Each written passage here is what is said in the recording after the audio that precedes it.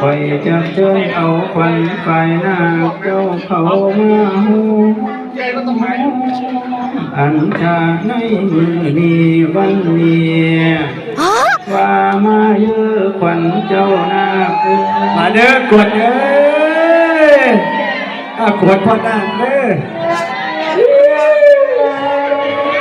ควันเจ้าไปอยู่ในวังเจอน้ำป่าก็ให้มาสามมือดีวันนี้ร้อนว่าควันเจ้าไปอยู่ในต่างดาวก็ให้มาสามมือดีวันนี้ร้อนว่าควันเจ้าไปอยู่น้ำทางที่สวนก็ให้มาสามมือดีวันนี้ควันเจ้าหากไปชุ่มชื่นดองสาวอ่อนน้อยก็ให้มาสามมือดีวันนี้